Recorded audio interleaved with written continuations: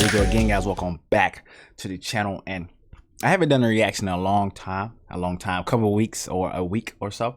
So I got to start back doing those. But you know, I like to do my money reaction and my life reaction. So look, if you're new to the channel, go ahead and subscribe, man. If you did not know, my name is David Hughes Jr. and we're gonna be reacting to this guy right here. Now, his name is Luke Jordan, man. Go check his channel out.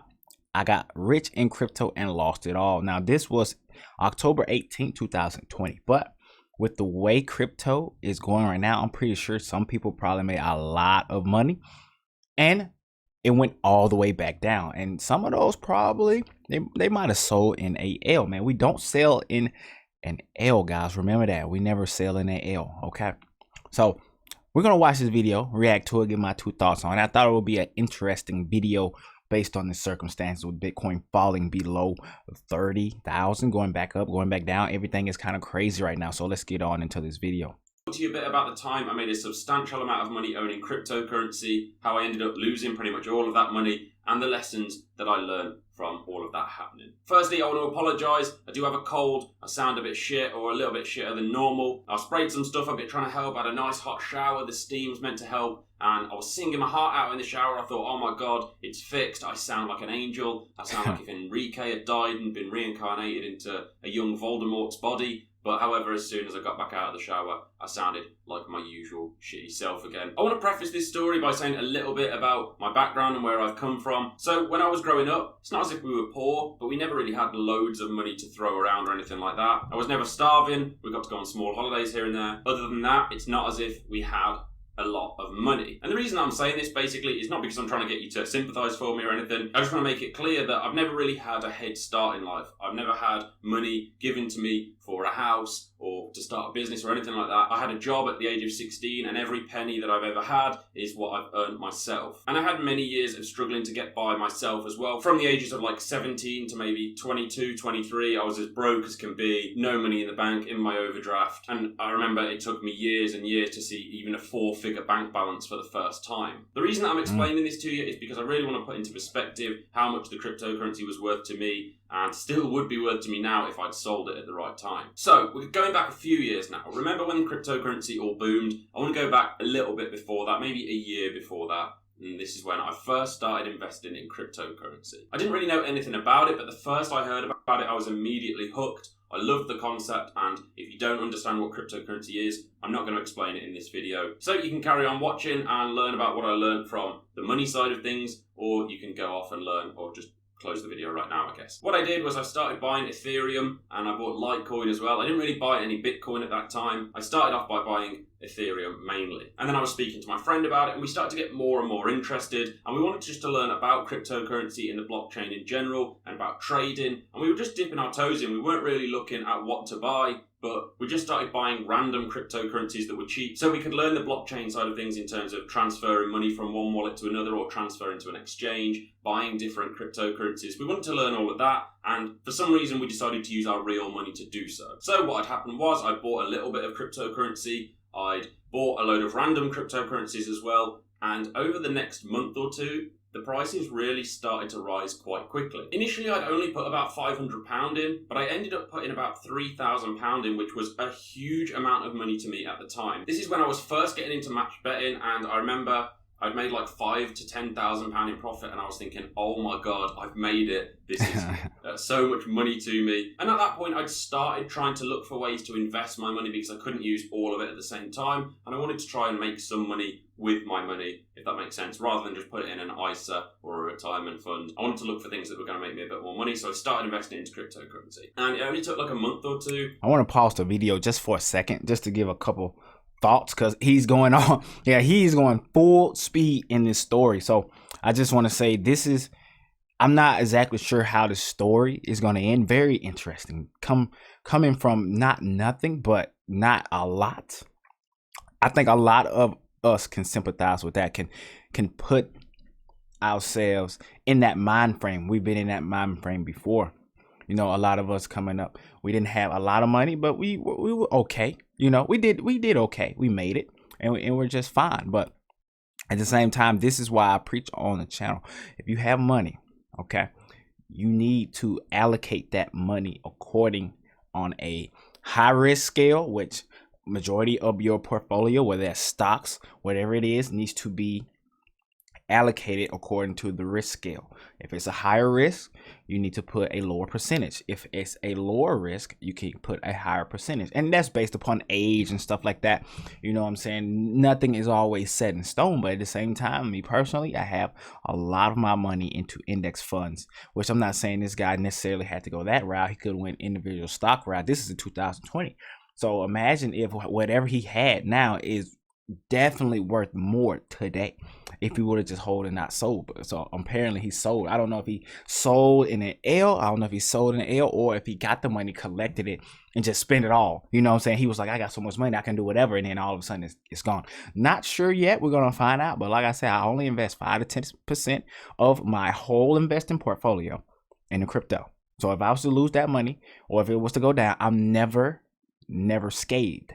So that's why I always hold, you know what I'm saying? And we have an exit plan. I talked about that in the video as well, but let's go ahead and jump right back into this video. Maybe 3, I really can't remember the timescales, but I actually sold £3,000 worth of cryptocurrency. So basically I'd broken even, but I still had a whole load of cryptocurrency. The prices had gone up that much that I could afford to cash out and still retain a huge portion. After this happened, remember those random cryptocurrencies that I said I was buying just to test things out? They started to go crazy. I bought a couple. One of them was called Verge, XVG, that was incredibly cheap. I'd owned like 20,000 or 30,000 of these things, and they went up in price by like 1,000% or 5,000% or something crazy. Suddenly, I remember looking at my portfolio, and my portfolio was worth $50,000. I remember it so clearly because it was at this point I'd always said, if I hit $50,000, I'm going to cash it out. I don't care if the price keeps going up from here. I didn't own a house at the time. I was renting. I didn't have any money even for a deposit for a house. I remember at that time, I hit the 50,000. I said, this is it. I'm going to cash out. I changed my mind a little bit. I was like, I'm going to cash out half of it, or I'm going to cash out 60 or 75%. And I was speaking to a guy at the time, and he talked me out of selling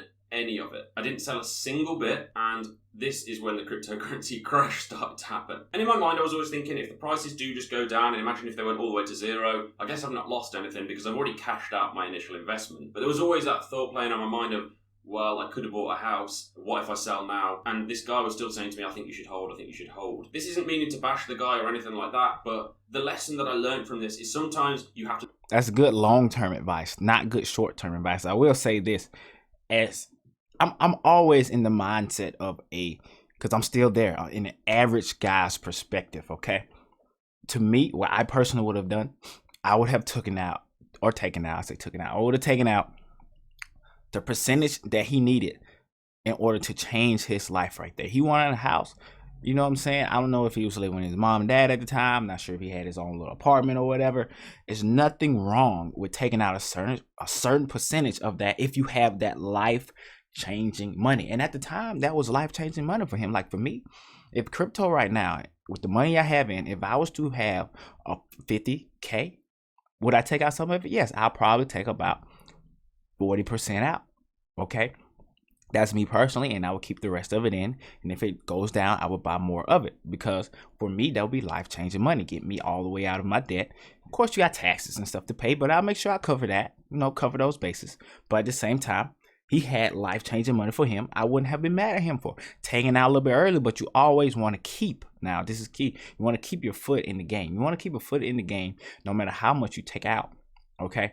So I wouldn't necessarily have cashed out 100% of it, unless that just would have, unless he just made millions and millions upon millions, then maybe, yeah, you know what I'm saying?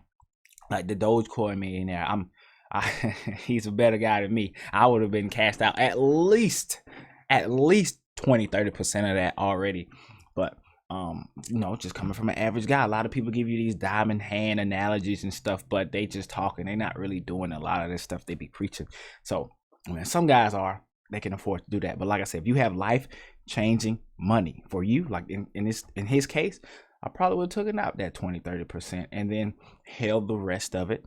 Because like me right now, I am not necessarily in debt. My net worth is more than my debt if I was to sell everything, but I can't afford to sell everything.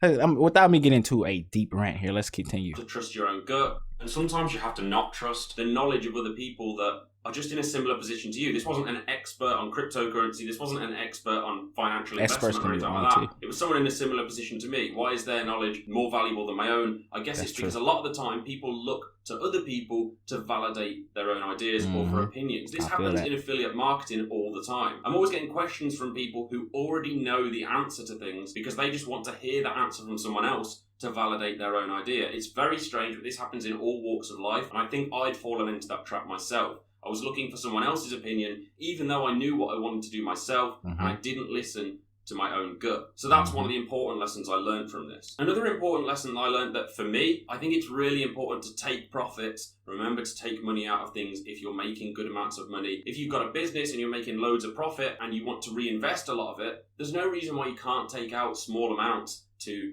fund your own life, make yourself secure if you're not already secure, of course, like I definitely wasn't. You can take some money out, live a more secure life, and keep reinvesting to make the project or your business worth more and more in the future. That's another thing that I really took from this. That's a very good point right there. And I'm not going to speak long on this because I want to continue the video. That is exactly what we just talked about.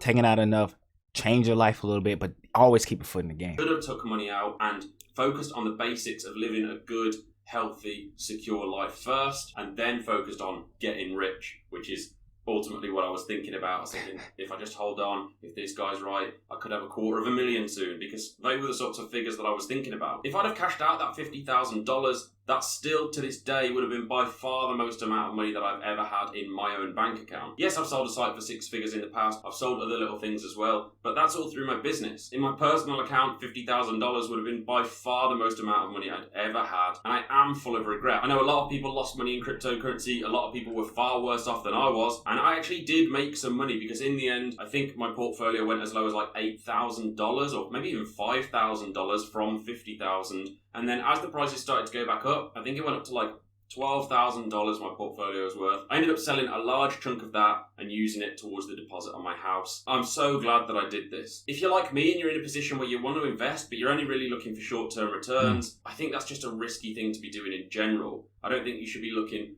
to invest in something and cash out within a few months. You should really avoid looking to do this. You don't want to gamble. You want to invest in long-term safe bets, in my opinion. The funny thing is that a few months ago, I did actually start reinvesting in cryptocurrency again for the first time in about 2 years, maybe. Only small amounts. I set recurring purchases up to invest each month because I just want to increase my holding there. I do think some things are a good long-term investment. I'm not a financial expert. I might do another video on another day where I talk about my cryptocurrency investing and what I'm going to be doing going forward. But I did just want to tell this story because even for those of you that aren't interested in cryptocurrency, I think there are some good business lessons to take from this. Sometimes you've got to trust your gut.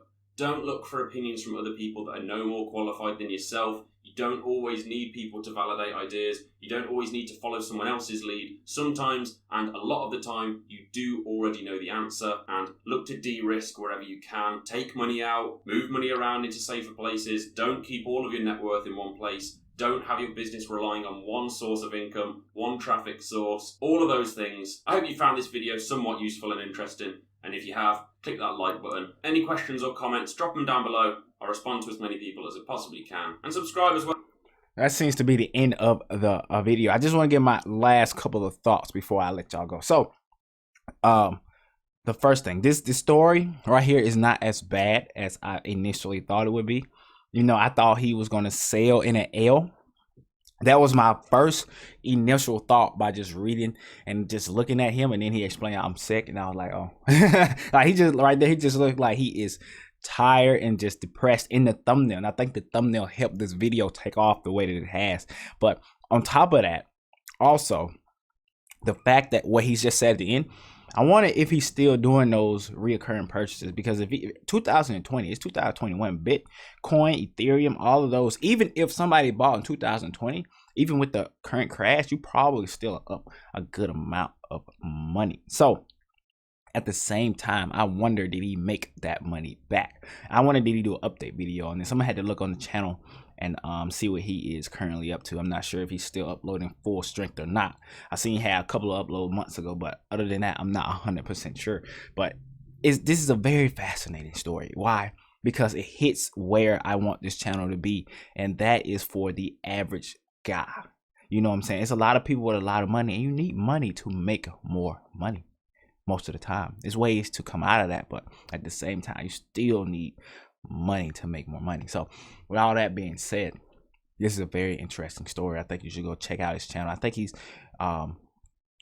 still doing what's it called? He was doing not drop shipping. It was something else, but either way, a fascinating story for average people. Look, like I said earlier, and I'm gonna let y'all go. If you make life-changing money, man, remember this, man. You see all the preaching about diamond hands and stuff like that. You see all this stuff. If you have that life-changing money right now and you believe that that money will change your life, then go ahead and take that money out. Keep your foot in the game. Leave some in the game. Buy dips. Okay? Change your life. Live a good life. You know what I'm saying? And it's not necessarily about getting rich overnight. But at the same time, like I said, if I ever make money to get out of debt, I'm done. You know what I'm saying? I'm pulling that out, but I still believe in crypto for the long term, and I'm gonna keep my foot inside of the game. So thank y'all for watching. Thank y'all for watching, man. I appreciate all the support, man. Hit the subscribe button. We're on the way to 300 subscribers. So I want to say again, thank you, and y'all have an amazing day.